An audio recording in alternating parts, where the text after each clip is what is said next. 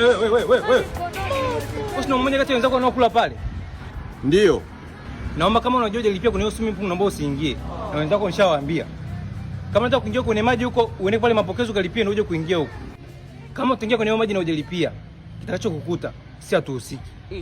Nadhani umenielewa. God have mercy upon us. Nenda bana huko utajijua mwenyewe mpaka tulipenda tuje kuingia. Takuja kulipia kisha ingia ndani.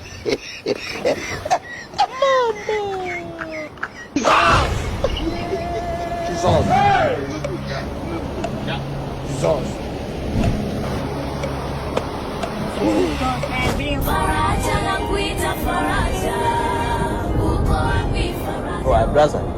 Niaje? Kama kaa. Noma. Hivi hapa ni wapi? Wewe swali gani unaniuliza? Uone si ziwa Victoria hili? Hapa Mwanza hata miamba uone. Ziwa Victoria? Ziwa Victoria dagaa wanauza pale au wewe uone? Lakini kwa kwenye swimming pool ya nani? Ya Goba, Dar es Salaam. Unafikaje Mwanza? Goba ndo wapi? Acha tu, yani unanichanganya. Nyie ndo wezi wenyewe nyie. Nyie ndo wezi nyie. Dada mambo. Eti. Hapa ni wapi? Hivyo kaka wengine nyie mpoje?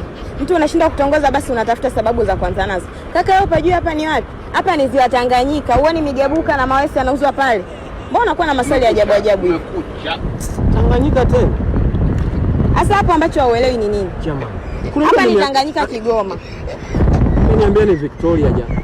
Sasa. Hebu acha kuzunguka bwana. Kama kwa hii tu ya swimming pool ndo acha kuzunguka. Shika hii simu niandikie namba yako hapo nitakupigia. Maana wewe unashindwa kunitongoza.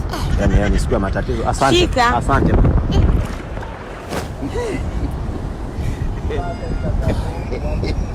Vipi kaka kwema?